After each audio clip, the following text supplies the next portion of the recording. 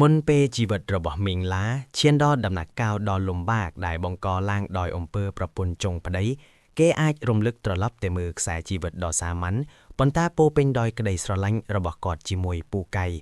ក្នុងវ័យក្មេងពូកៃនិងមីងឡាគឺជាគូស្វាមីភរិយាដែលពោរពេញដោយក្តីសង្ឃឹមនិងការតស៊ូពួកគេបានចាប់ផ្ដើមជីវិតគ្រួសារមួយដ៏តូចតាចក្នុងខ្ទមកំសត់មួយដែលជាជំរឹកសម្រាប់ប្តីប្រពន្ធពីរនាក់ដែលមានតែដៃទទេប៉ុណ្ណោះទោះបីជាភាពក្រីក្របានបន្តយាយីពួកគេយ៉ាងណាក៏ដោយក៏ក្តីស្រឡាញ់រវាងអ្នកទាំងពីរមិនដែលរលាសាបសូន្យឡើយផ្ទុយទៅវិញភាពលំបាកវេទនាបានក្លាយជាកាតាលីគ័រដ៏រឹងមាំមួយដែលបានចងភ្ជាប់ចំណងស្នេហ៍របស់ពួកគេឲ្យកាន់តែស្អិតរមួតរាល់ពេលដែលពូកៃត្រឡប់មកពីធ្វើការនឿយហត់មីងឡាតែងតែរង់ចាំស្វាគមន៍គាត់ដោយស្នាមញញឹមដ៏កក់ក្ដៅនិងម្ហូបសាមញ្ញប៉ុន្តែមានរសជាតិឈ្ងុយឆ្ងាញ់ដែលគាត់បានខិតខំរៀបចំការចែករំលែកអាហារមួយពេលក្រោមពន្លឺចង្គៀងប្រេងកាតគឺជាពេលវេលាដ៏មានកម្មាយដែលពោរពេញដោយការសន្ទនាគ្នាពីក្តីសង្ឃឹមនិងផែនការសម្រាប់អនាគតពូកៃត្រូវបានគេស្គាល់ថាជាប្តីដ៏ល្អម្ញាក់ដែលតែងតែគោរពស្រឡាញ់ភរិយានិងខិតខំប្រឹងប្រែងរកស៊ីចិញ្ចឹមគ្រួសារដោយស្មោះត្រង់រីឯមីងឡាវិញក៏ជាភរិយាគំរូដែលចេះថែរក្សាប្តីនិងចេះសម្របខ្លួនទៅនឹងកាលៈទេសៈគ្រួសារពួកគេទាំងពីរបានរួមសុខរួមទុក្ខជាមួយគ្នាតស៊ូជំនះរាល់ឧបសគ្គដោយភាពអំណត់អត់ធ្មត់និងបានសាងអនាគតមួយដោយក្តីស្រឡាញ់បរិសុទ្ធទំនាក់ទំនងរបស់ពួកគេជាសក្ខីភាពមួយបញ្ជាក់ថាទ្រព្យសម្បត្តិពិតប្រាកដនៅក្នុងជីវិតគូគឺស្ថិតនៅលើការយោគយល់គ្នាភាពស្មោះត្រង់និងក្តីស្រឡាញ់ជ្រាលជ្រៅរវាងគ្នានឹងគ្នាទោះបីជាជីវិតនៅក្រខ្សត់យ៉ាងណាក៏ដោយឆ្នាំ2012បានក្លាយជាចំណុចរបត់ដ៏សំខាន់មួយនៅក្នុងជីវិតរបស់គ្រួសារមីងឡានិងពូកៃបន្ទាប់ពីការតស៊ូជំនះភាពក្រីក្រអស់ជាច្រើនឆ្នាំដោយពឹងផ្អែកលើកម្លាំងពលកម្មនិងក្តីស្រឡាញ់តែមួយមុខគត់ឱកាសមាសមួយបានលេចឡើងដីមួយកន្លែងដែលឪពុករបស់មីងឡាបានបែងចែកឲ្យកាលពីមុនហើយដែលស្ថិតនៅជាប់នឹងផ្លូវជាតិលេខ3នោះត្រូវបានលក់ចេញការលក់ដីនេះបានផ្ដល់មកវិញនៅទឹកកាក់ប្រមាណ$222,000អាមេរិកដែលជាចំនួនដ៏ច្រើនលើសលប់ហួសពីការស្មានរបស់ពួកគេទៅទៀតទឹកប្រាក់ដ៏ច្រើននេះមិនត្រឹមតែបានជួយឲ្យគ្រួសាររបស់ពួកគេរួចផុតពីជង្ហុកភាពក្រីក្រប៉ុណ្ណោះទេប៉ុន្តែថែមទាំងបានបើកទំពើថ្មីមួយទៀតនៃជីវិតដែលពោរពេញដោយលទ្ធភាពនិងក្តីសង្ឃឹមជាមួយនឹងទុនដ៏គួរសមនេះមីងឡានិងពូកៃបានសម្រេចចិត្តបោះទុនបង្កើតមុខរបររកស៊ីលក់ភេសជ្ជៈផ្ទាល់ខ្លួនពួកគេបានចាប់ផ្ដើមអាជីវកម្មតូចមួយដោយយកចិត្តទុកដាក់នឹងភាពស្មោះត្រង់ដូចកាលពីមុនដែរការផ្លាស់ប្ដូរនេះបាននាំមកនូវស្ថិរភាពផ្នែកសេដ្ឋកិច្ចសម្រាប់គ្រួសារក៏ដូចជាក្តីរីករាយដែលពួកគេអាចផ្គត់ផ្គង់ជីវភាពកូនចៅបានប្រសើរជាងមុននេះជាការចាប់ផ្ដើមនៃដំណាក់កាលថ្មីមួយដែលពួកគេគិតថាជាសញ្ញានៃភាពរុងរឿងប៉ុន្តែវាជាគ្រឹះដែលនឹងនាំទៅរកបញ្ហាប្រឈមធំៗនាពេលអនាគតបន្ទាប់ពីអាជីវកម្មភេសជ្ជៈរបស់ពួកគេទទួលជោគជ័យនិងមានស្ថិរភាពផ្នែកសេដ្ឋកិច្ចមកពូកៃដែលជាបរិបទធ្លាប់ឆ្លងកាត់ការលំបាកនិងមានមហិច្ឆតាបានចាប់ផ្ដើមមើលឃើញឱកាសថ្មីទៀតនៅក្នុងវិស័យដីធ្លី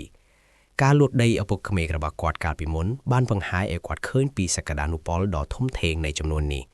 មិនយូរប៉ុន្មានគាត់ក៏បានចូលរួមជាមួយក្រុមអ្នករកស៊ីដីដែលមានទំនាក់ទំនងនិងបទពិសោធន៍ក្នុងវិស័យនេះការចូលប្រឡូកក្នុងវិស័យថ្មីនេះបាននាំមកនូវការប្រែប្រួលបន្តិចម្ដងនៅក្នុងជីវិតប្រចាំថ្ងៃរបស់ពូកែគាត់ចាប់ផ្ដើមចេញទៅជួបដៃគូអាជីវកម្មនិងអតិថិជនកាន់តែញឹកញាប់ការត្រឡប់មកផ្ទះវិញក៏កាន់តែយប់ជើយឬពេលខ្លះក៏មិនបានចូលផ្ទះតែម្ដងដោយគាត់តែងតែប្រាប់មីងឡាថាគាត់រវល់ខ្លាំងនៅតាមខេត្តដើម្បីដោះស្រាយការងារដីធ្លីមីងឡាដែលធ្លាប់តែទុកចិត្តនិងយល់ចិត្តប្តីអស់រយៈពេលជាច្រើនឆ្នាំបានព្យាយាមយល់ពីការមមាញឹករបស់ពូកែគាត់គិតថាវាជាការលះបង់មួយទៀតរបស់ប្តីដើម្បីអនាគតគ្រួសារនិងជាសញ្ញានៃភាពរីកចម្រើនទោះជាយ៉ាងណានៅពីក្រោយភាពមមាញឹកខាងការងារនិងការអវត្តមានពីផ្ទះទាំងនោះធៀបពិតពូកែបានចាប់ផ្ដើមទាក់ទងស្នេហាជាមួយស្ត្រីម្នាក់ទៀតដោយលួចលាក់ចំណងស្នេហ៍ថ្មីនេះបានក្លាយជាការចាប់ផ្ដើមនៃចំណុចរបត់មួយទៀតនៅក្នុងខ្សែជីវិតរបស់មីងឡាដែលនាំមកនូវព្យុះភ្លៀងដ៏ធំមួយនាពេលខាងមុខពេលវេលាបានរំកិលដល់ឆ្នាំ2014ភាពមមាញឹករបស់ពូកៃក្នុងការរកស៊ីដីធ្លីនិងការប្រែប្រួលនៃទម្លាប់ប្រចាំថ្ងៃរបស់គាត់បានចាប់ផ្ដើមបន្សល់ទុកនូវស្រមោលអាប់អួរនៅក្នុងចិត្តរបស់មីងឡាទោះបីជាគាត់ព្យាយាមយល់និងអត់ធ្មត់យ៉ាងណាក្តី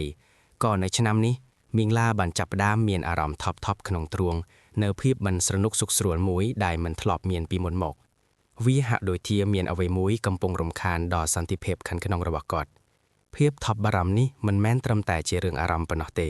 ប៉ុន្តែថែមទាំងបានឆ្លុះបញ្ចាំងនៅក្នុងសពិនរបស់គាត់ទៀតផង ក្នុងអំឡុងពេលនេះមីងឡាតែងតែយកសម្ដាក់ឃើញខ្មោចឬវិញ្ញាណអាក្រក់មកធ្វើបាបគាត់ស្ទើរជារៀងរាល់យប់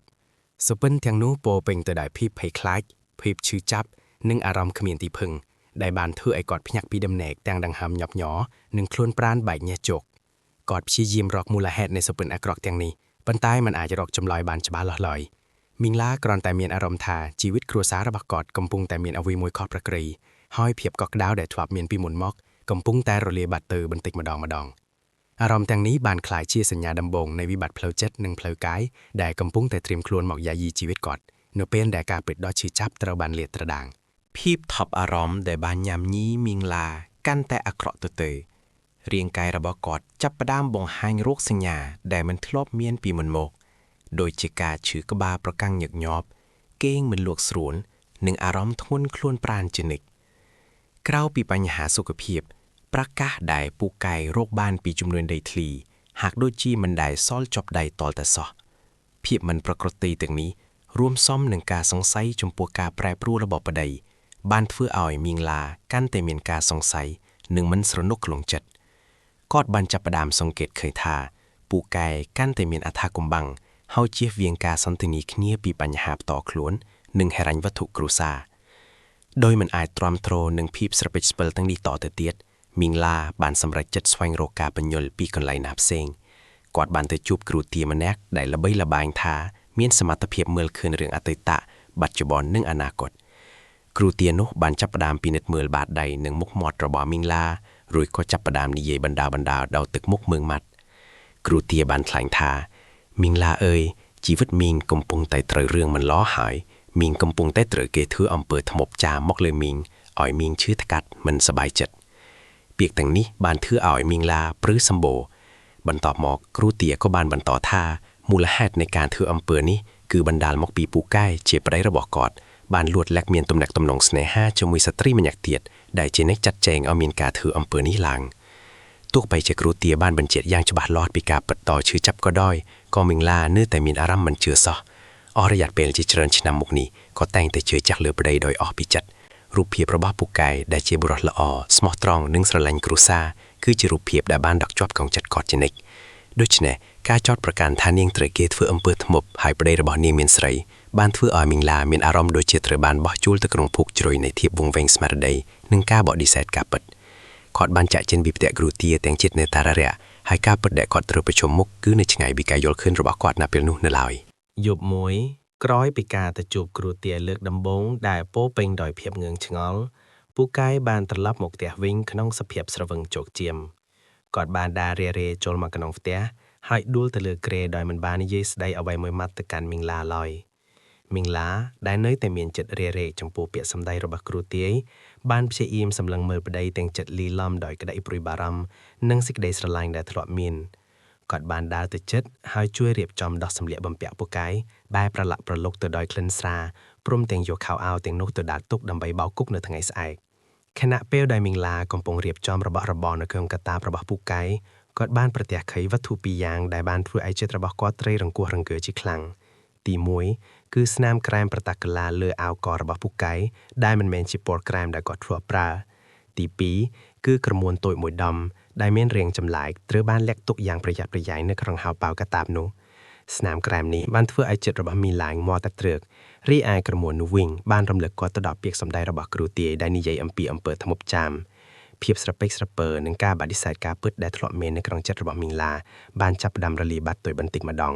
ជំនួសមកវិញដោយភាពសង្ស័យនិងក្តីភ័យខ្លាចយ៉ាងធំធេងដោយមិនចង់ឲ្យពូកែដឹងពីការរកឃើញនេះមីងឡាបានលាក់ទុកស្នាមក្រែមនិងក្រមួននោះដោយប្រយ័ត្នប្រយែងគាត់បានចំណាយពេលមួយយប់នោះទាំងភ្នែកសម្លឹងមើលទៅពីដានទាំងខួរក្បាលគិតវិភាគពីហេតុការណ៍ដែលបានកើតឡើងភាពឈឺចាប់នៃការពិតបានចាប់ផ្ដើមលុបបន្លំជោគរោងចិត្តរបស់គាត់ហើយធ្វើឲ្យគាត់មិនអាចគេងលក់បានឡើយ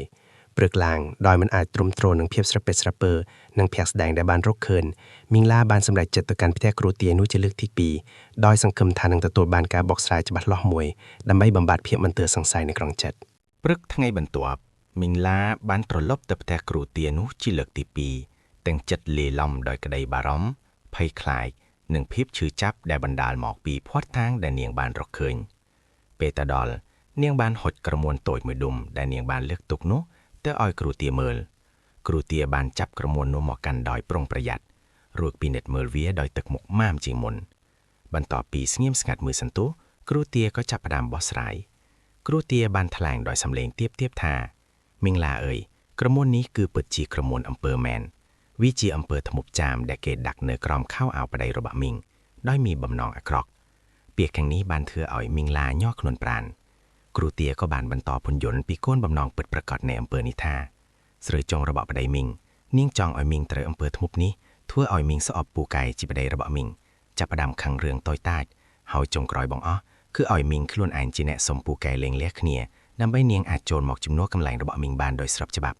ពាក្យសម្ដីរបស់គ្រូទាយបានចាក់ទម្លុះបេះដូងរបស់មីងឡាដោយព្រួយមុតស្រួចអ្វីដែលធ្លាប់ជាភាពស្រពេចស្រពិលនិងការបដិសេធការពីយប់មិញពេលនេះបានក្លាយជាការពិតដ៏ឈឺចាប់ដែលមិនអាចប្រកែកបានរូបភាពនៃពូកែដែលជាប្តីដ៏ល្អស្មោះត្រង់និងស្រឡាញ់គ្រួសារបានបែកខ្ទេចខ្ទាំអស់នៅក្នុងបេះដូងរបស់នាងភាពសង្ស័យបានក្លាយជាភាពប្រកបប្រជាហើយក្តីស្រឡាញ់ដែលធ្លាប់មានអស់ជាច្រើនឆ្នាំត្រូវបានជំនួសដោយភាពខកចិត្តកំហឹងនិងទុក្ខសោកយ៉ាងធំធេងនាងមិននឹកស្មានថាជីវិតគ្រួសារដែលនាងបានសាងដោយក្តីស្រឡាញ់និងការតស៊ូនឹងត្រូវប្រឈមមុខនឹងព្យុះភ្លៀងដ៏ធ្ងន់ធ្ងរបែបនេះឡើយមីងឡាបានចាកចេញពីផ្ទះគ្រូទាយទាំងអារម្មណ៍វង្វេងវង្វាន់ពិភពលោកទាំងមូលហាក់ដូចជាបាក់រលំនៅជុំវិញខ្លួននាងយប់នោះភាពងងឹតបានគ្រប់ដណ្ដប់មកលើប្រទេសរបស់មីងឡាប៉ុន្តែវាមិនមែនជាភាពងងឹតធម្មតាឡើយគឺជារាត្រីដែលពោរពេញទៅដោយភាពស្រពេចរពើលនិងការសង្ស័យបន្ទាប់ពីបានលើការបកស្រាយពីគ្រូទាយមីងឡាបានចាប់ផ្ដើមជឿជាក់ស្ទើរទាំងស្រុងទៅនឹងការព្យាករណ៍ដ៏អាក្រក់នោះប៉ុន្តែក្នុងចិត្តមួយជ្រុងទៀត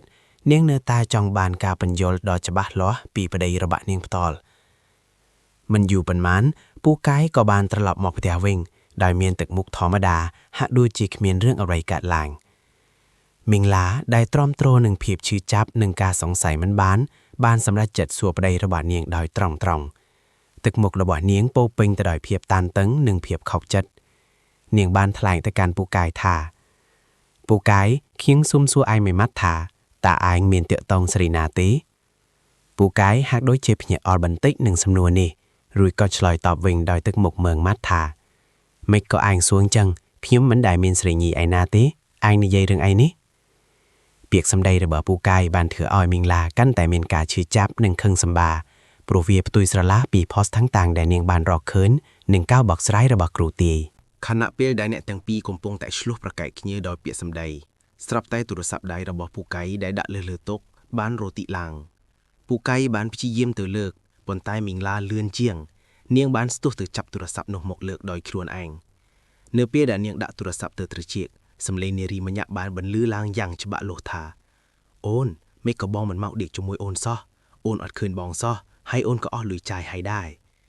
ពាក្យសម្ដីទាំងនេះបានធ្វើឲ្យមីងឡាដូចជាត្រូវរន្ទះបាញ់ចំកណ្ដាលបេះដូងភាពឈឺចាប់ការខកចិត្តកំហឹងនិងក្តីអស់សង្ឃឹមបានបុកបោះជួរគ្នាយ៉ាងខ្លាំងក្លានៅក្នុងអារម្មណ៍របស់នាង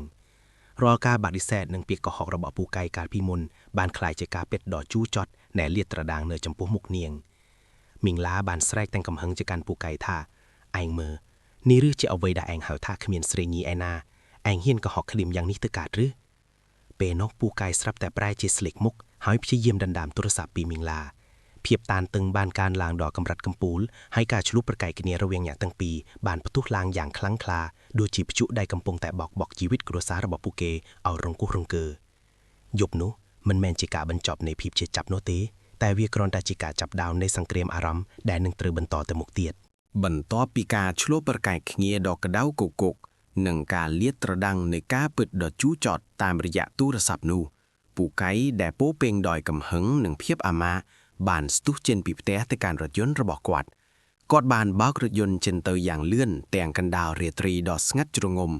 ដោយបន្សល់ទុកនូវភាពទទេស្អាតនិងភាពឈឺចាប់នៅក្នុងបេះដូងមីងឡាដែលឈរស្ងៀមនៅមុខទ្វារផ្ទះត្រូវបានរន្ទះបាញ់នៃការពិតបំផ្លាញអស់កម្លាំងកាយចិត្តនាងបានដួលទៅលើដីហើយចាប់ផ្ដើមយំសោកយ៉ាងខ្លាំងទាំងទឹកភ្នែកហូររហាម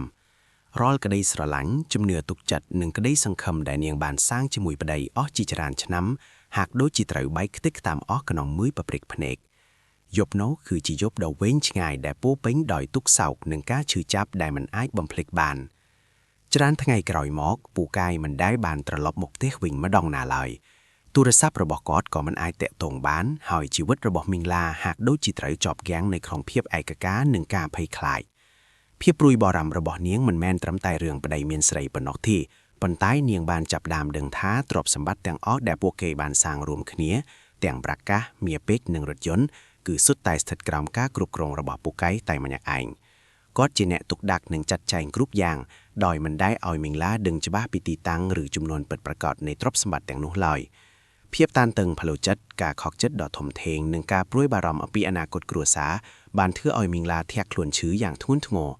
រាងកាយរបស់នាងល្វីល្វាមុខមាត់ស្លេកស្លាំងគេងមិនលក់បាក់មិនលើសនិងគ្មានកម្លាំងកំហែងក្នុងការធ្វើអ្វីទាំងអស់នាងមានអារម្មណ៍ថាខ្លួនឯងកំពុងតែត្រូវធ្លាក់ចូលទៅក្នុងជ្រោះជ្រោនៃទុក្ខវេទនាដែលគ្មាននរណាម្នាក់អាចជួយសង្គ្រោះបានឡើយហើយការប្រឈមមុខនឹងអនាគតដ៏ស្រពេចស្រពិលនេះគឺជារឿងដែលមីងឡាមិនធ្លាប់នឹកស្មានដល់សក់ឡើយក្នុងមួយជីវិតរបស់គាត់ត្រឹមតែមួយសប្តាហ៍ប៉ុណ្ណោះបន្ទាប់ពីការលាបត្រដាងការពិតដ៏ជូរចត់និងការបាត់ខ្លួនរបស់ពូកែជីវិតរបស់មីងឡាបានធ្លាក់ចូលទៅក្នុងជលឹងភ្នំនៃទុក្ខសោកនិងជំងឺធ្ងន់ធ្ងរ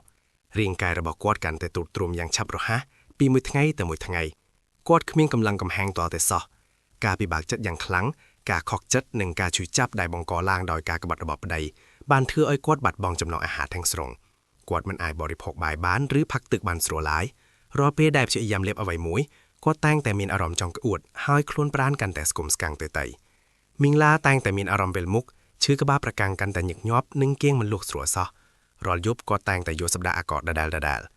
ក្នុងចិត្តមួយជ្រុងគាត់នៅតែនឹកឃើញដល់ពាក្យសម្ដីរបស់គ្រូទាដែលបាននិយាយអំពីអំពើធ្មប់ចាមដែលត្រូវបានដាក់មកលើគាត់ដើម្បីឲ្យគាត់ស្អប់ប្តីនិងសម្លេងលាប៉ុន្តែមីងឡាមិនបាននឹកស្មានដល់ទាល់តែសក់ថាស្រីរបស់ប្តីគាត់មិនត្រឹមតែចង់បំបែកបំបាក់គ្រួសារគាត់ប៉ុណ្ណោះទេថែមទាំងបានរកគ្រូធ្មប់ចាមឲ្យដាក់អំពើកម្រិតធ្ងន់បំផុតដោយមានបំណងអាក្រក់រហូតដល់ចង់ផ្ដាច់ជីវិតរបស់គាត់ទៀតផងភាពស្លូតត្រង់និងការកិត្តឡរបស់មីងឡាបានធ្វើឲ្យគាត់មិនអាចស្មានដល់ពីជំរឿចិត្តអាក្រក់របស់ស្រីចុងនោះឡើយគាត់គ្រាន់តែដឹងថាគាត់ឈឺធ្ងន់និងកំពុងតែជួបប្រទះវិបត្តិផ្លូវចិត្តយ៉ាងធ្ងន់ធ្ងរប៉ុន្តែមិនបានដឹងថាជីវិតរបស់គាត់កំពុងតែស្ថិតក្នុងគ្រោះថ្នាក់ដ៏ធំដោយសារអំពើធ្មប់នោះឡើយខណៈពេលដែលមីងឡាកំពុងតែដេកដួលស្វិតស្រពោនគ្មានកម្លាំងកំហែងប្រឈមមុខនឹងជំងឺដ៏អាថ៌កំបាំងដែលបានបណ្ដាលមកពីទុក្ខសោកនិងអំពើធ្មប់នោះស្រីរបស់មីងឡាដែលជាអ្នកមានចិត្តសន្តោសប្រណីបានដឹងឮពីស្ថានភាពដ៏ធ្ងន់ធ្ងររបស់ក្មួយស្រីដោយមិនអាចទ្រាំទ្រួឃើញក្មួយស្រីត្រូវរងទុក្ខវេទនាដ៏ថ្នាក់នេះទៀតបា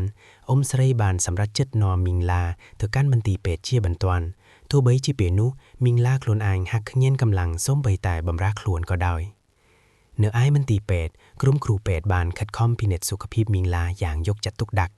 ់ពួកគេបានធ្វើតេស្តឈាមស្កេននិងវិភាគជាច្រើនប៉ុន្តែលទ្ធផលទាំងអស់ហាក់ដូចជាមិនបង្ហាញពីមូលហេតុវេជ្ជសាស្ត្រណាមួយច្បាស់លាស់ឡើយដែលអាចពន្យល់ពីស្ថានភាពធ្ងន់ធ្ងររបស់នាងបានរាងកាយរបស់មីងឡាបានទ្រុឌទ្រោមដល់កម្រិតខ្លាំងស្គមស្កាំងរហូតដល់សតែស្បែកដណ្ដប់ឆ្អឹងភ្នែកជ្រៅរីឯដង្ហើមវិញក៏ដកខ្សោយសញ្ញាជីវិតរបស់នាងមានភាពមិនប្រក្រតីគួរឲ្យព្រួយបារម្ភប៉ុន្តែគ្មានជំងឺចាក់លាក់ណាមួយដែលគ្រូពេទ្យអាចកំណត់អត្តសញ្ញាណបានឡើយបន្ទាប់ពីសម្រាប់ព្យាបាលអស់រយៈពេលជាច្រើនថ្ងៃដោយគ្មានការប្រសើរឡើងអ្វីទាំងអស់គ្រូពេទ្យដែលព្យាបាលបានហៅស្រីរបស់មីងឡាមកជួបដើម្បីជម្រាបព័ត៌មានដ៏អាក្រក់មួយគ្រូពេទ្យបានថ្លែងដោយទឹកមុខក្រៀមក្រំថាមីងឡាមិនមានជំងឺអ្វីធំដុំដែលអាចបញ្ជាក់បានតាមបែបវេជ្ជសាស្ត្រនោះទេប៉ុន្តែស្ថានភាពរបស់គាត់គឺធ្ងន់ធ្ងរខ្លាំងណាស់យើងបានព្យាយាមអស់ពីលទ្ធភាពហើយក៏ប៉ុន្តែខ្លួនប្រាណរបស់គាត់មិនបានឆ្លើយតបនឹងការព្យាបាលនោះឡើយតាមការពិតគាត់កំពុងតែរងចាំតែថ្ងៃស្លាប់ទេពាក្យសម្ដីដ៏ជូរចត់នេះបានធ្វើឲ្យស្រីរបស់មីងឡាស្រក់ទឹកភ្លៀកដោយភាពអស់សង្ឃឹមនាងសម្លឹងមើលក្មួយស្រីដែលកំពុងដេកស្ងៀមស្ងាត់នៅលើគ្រែពេទ្យនឹកស្មានមិនដល់ថាមីងឡាដែលធ្លាប់មានជីវិតរស់រវើកពេលនេះត្រូវក្លាយទៅជាស្រមោលខ្លួនឯងហើយកំពុងប្រឈមមុខនឹងមច្ចុរាជក៏គ្មាននរណាអាចជួយសង្គ្រោះបានឡើយមន្ទីរពេទ្យដែលជាកន្លែងផ្ដោតក្តីសង្ឃឹមបានប្រែក្លាយជាកន្លែងដែលរងចាំការបាត់បង់ជីវិតដែលធ្វើឲ្យស្រីរបស់មីងឡាមានអារម្មណ៍ថាខ្លួនឯងពិតជាអស់សង្ឃឹមនិងគ្មានទីពឹងបំផុតបន្ទាប់ពីបានស្ដាប់ពាក្យសម្ដីដ៏អស់សង្ឃឹមរបស់គ្រូពេទ្យស្រីរបស់មីងឡាបានអង្គុយស្ងៀមនៅក្បែរគ្រែពេទ្យទាំងភ្នែកសម្លឹងមើលក្មួយស្រីដែលដេកដួលសន្លប់ស្ទើរគ្មានដង្ហើមទឹកភ្នែករបស់គាត់បានហូរស្រក់ជាបន្តបន្ទាប់ដោយមិនដឹងថាត្រូវធ្វើអ្វីតទៅទៀតឡើយអារម្មណ៍នៃការបាត់បង់និងភាពអស់សង្ឃឹមបានគ្របដណ្ដប់លើរូបគាត់ទាំងស្រុង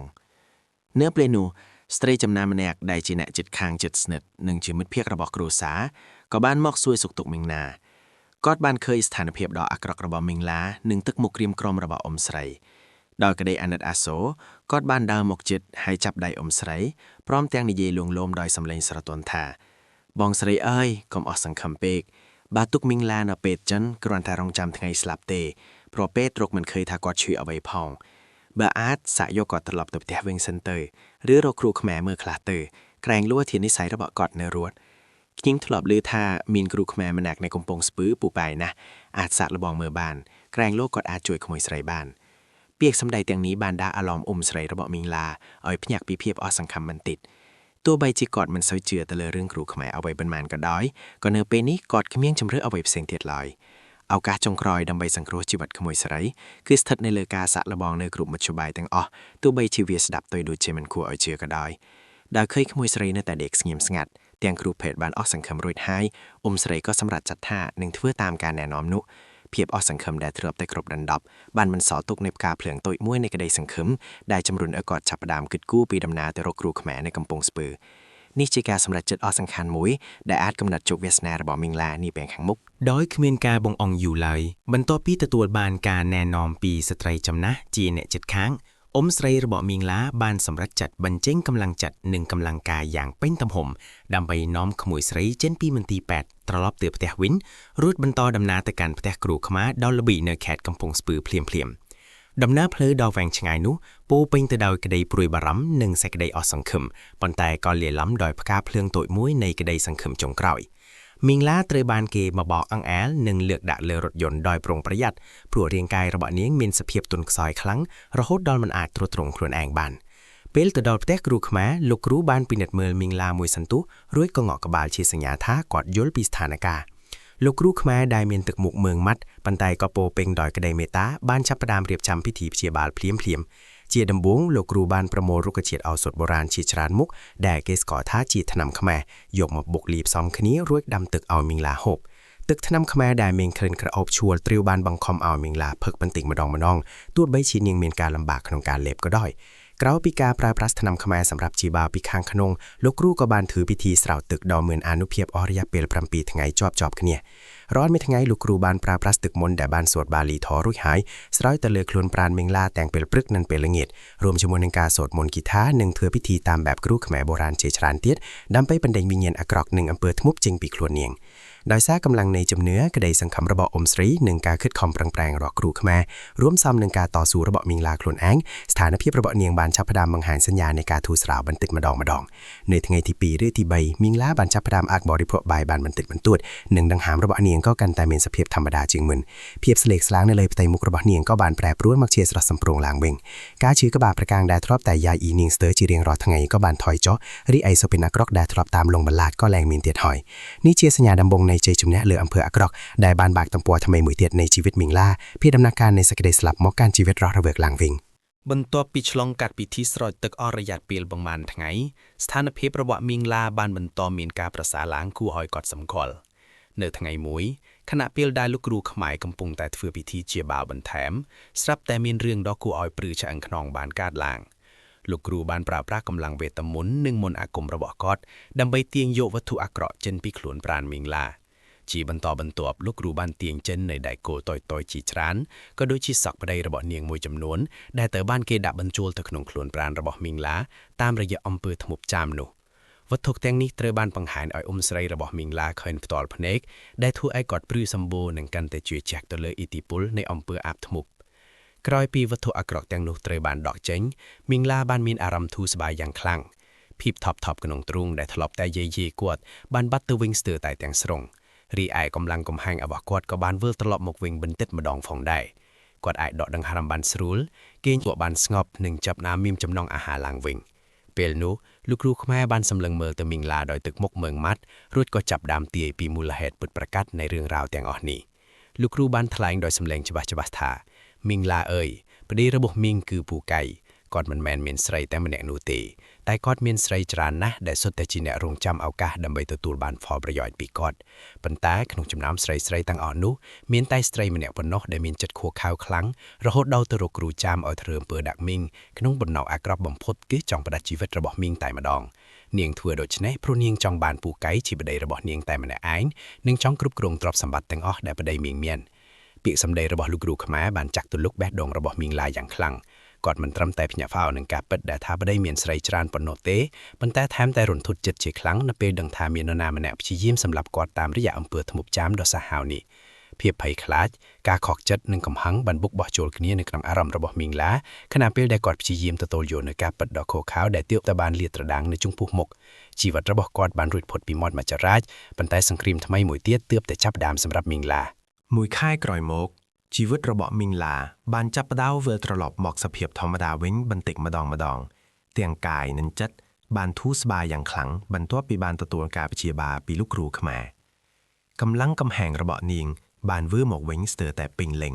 រីឯការឈឺចាប់ផ្លូវចិត្តក៏បានថយចុះដោយសារនាងបានសម្រេចចិត្តដ៏ធំមួយដោយមិនអាចទ្រាំទ្រនឹងការក្បត់និងបំណងអាក្រក់របស់ស្រីចុងបដីតទៅទៀតមីងឡាបានសម្រេចចិត្តដាក់ពាក្យបណ្ដឹងឡើងឡាស់ជាមួយពូកៃដើម្បីបញ្ចប់នៅចំណងអាពាហ៍ពិពាហ៍ដ៏ជូរចត់នេះនៅថ្ងៃមួយពេលដែលការឡើងឡាស់ត្រូវបានរៀបចំឡើងពូកៃបានបើករថយន្តមកដល់កន្លែងជួបជុំដោយមានស្ត្រីម្នាក់ទៀតអង្គុយនៅក្បែរគាត់ស្រីចុងនោះមានទឹកមុខហាក់ដូចជាមានជ័យជំនះហើយបានសម្លឹងមើលមកមីងឡាយ៉ាងចំរួចក៏បន្លឺពីសម្ដីដ៏ជូរចត់ញឹងក៏គ្រឿនថាឈឺប៉ុណ្ណឹងហើយមិនស្លាប់ទៀតពីសម្ដីដ៏អមនុស្សធម៌នេះបានចាក់ទម្លុះបេះដូងរបស់មីងឡាដោយព្រួញមុតស្រួយគាត់បានលឺច្បាស់ហើយកំហឹងក៏បានឆាបឆែកឡើងយ៉ាងខ្លាំងក្លានៅក្នុងចិត្តរបស់នាងរាល់ការលំបាកនិងការឈឺចាប់ដែលនាងបានឆ្លងកាត់រួមជាមួយនឹងការប្រមាថមើលងាយដ៏ធ្ងន់ធ្ងរបំផុតនេះបានធ្វើឲ្យមីងឡាមានអារម្មណ៍ថាខ្លួនឯងត្រូវតែរឹងមាំនិងមិនត្រូវទន់ជ្រាយនៅចំពោះមនុស្សអាក្រក់ទាំងនេះឡើយចំណែកឯពូកៃវិញគាត់មិនបាននិយាយអ្វីមួយម៉ាត់ទៅកាន់មីងឡាឡើយគាត់គ្រាន់តែដើរចូលមករួចក៏ផ្តិតមេដៃលើឯកសារឡើងឡាស់នោះដោយទឹកមុខរៀបស្មើហាក់ដូចជាគ្មានអារម្មណ៍អ្វីទាំងអស់បន្ទាប់ពីផ្តិតមេដៃរួចគាត់ក៏បានដើរចេញទៅវិញភ្លាមដោយមិនបានសម្លឹងមើលទៅមីងឡាម្ដងណាឡើយទុកឲ្យមីងឡាឈរស្ងៀមស្ងាត់នៅទីនោះទាំងចិត្តលាលំដោយកំហឹងភាពខកចិត្តនឹងការដឹងគុណចំពោះខ្លួនឯងដែលបានសម្រេចចិត្តបញ្ចប់នៅទំពើជីវិតដ៏ខ្មៅងងឹតនេះថ្ងៃនោះគឺជាថ្ងៃដែលមីងឡាបានបិទបញ្ចប់រឿងរ៉ាវអតីតកាលដ៏ឈឺចាប់ដើម្បីបើកទំពើថ្មីមួយទៀតនៃជីវិតដែលពោរពេញដោយភាពរឹងមាំនិងឯករាជ្យភាពប៉ុន្មានឆ្នាំបានកន្លងផុតទៅតាំងពីថ្ងៃដែលមីងឡាបានបិទបញ្ចប់ទំព័រជីវិតអាពាហ៍ពិពាហ៍ដ៏ជូរចត់របស់គាត់សប្តាហ៍ថ្ងៃនេះមីងឡាបានជ្រើសរើសផ្លូវជីវិតមួយដែលពោរពេញដោយសន្តិភាពនិងឯករាជ្យភាពគាត់រស់នៅម្នាក់ឯងដោយបានស្វែងរកភាពសុខសាន្តសម្រាប់ខ្លួនឯងបន្ទាប់ពីឆ្លងកាត់ព្យុះភ្លៀងនៃទុក្ខសោកនិងការក្បត់ផ្ទះដែលធ្លាប់តែពោរពេញដោយភាពតានតឹងនិងការឈឺចាប់ពេលនេះបានក្លាយជាជម្រើសដ៏កក់ក្ដៅសម្រាប់នាងតែម្នាក់ឯងក្តីព្រួយបារម្ភចំពោះរឿងរ៉ាវរបស់អតីតប្តីនិងស្រីចុងគឺលែងជាបន្ទុកក្នុងចិត្តរបស់គាត់ទៀតហើយមីងឡាបានរៀនសូត្រពីបទពិសោធន៍ដ៏ជូរចត់ទាំងនោះហើយបានប្រើប្រាស់វាជាកម្លាំងជំរុញទឹកចិត្តឲ្យខ្លួនឯងកាន់តែរឹងមាំនិងមានភាពក្លាហានគាត់បានចាប់ផ្ដើមផ្ចង់អារម្មណ៍ទៅលើការថែរក្សាសុខភាពផ្លូវកាយនិងផ្លូវចិត្តរបស់ខ្លួនឯងដោយមិនអនុញ្ញាតឲ្យអតីតកាលមកយាយីជីវិតបច្ចុប្បន្នរបស់គាត់បានឡើយទោះបីជាជីវិតប្តីប្រពន្ធរបស់គាត់មិនបានប្រកបដោយសុភមង្គលដោយការរំពឹងទុកកាលពីដំបូងក៏ដោយក៏មីងឡាបានរកឃើញតម្លៃពិតនៃសុភមង្គលក្នុងភាពឯករាជ្យនិងការទទួលខុសត្រូវចំពោះខ្លួនឯងគាត់បានក្លាយជាស្ត្រីម្នាក់ដែលរឹងមាំមិនចេះខ្លាចរអានិងមានប្រាជ្ញាឆ្លៀសស្វ័យក្នុងការដោះស្រាយបញ្ហាជីវិតរាល់ពេលដែលគាត់ក្រឡេកមើលទៅអតីតកាលគាត់មិនបានឃើញតែការឈឺចាប់នោះទេប៉ុន្តែបានឃើញនូវការតស៊ូនិងជ័យជំនះដែលបានធ្វើឲ្យគាត់ក្លាយជាមនុស្សម្នាក់ដ៏អស្ចារ្យនាពេលបច្ចុប្បន្នជីវិតរបស់មីងឡាជាសក្ខីភាពមួយបញ្ជាក់ថាទោះបីជាមានឧបសគ្គធំប៉ុណ្ណាក៏ដោយក៏ស្ត្រីម្នាក់នៅតែអាចស្វែងរកផ្លូវដើម្បីរស់នៅដោយសេចក្តីថ្លៃថ្នូរនិងសុភមង្គលបាន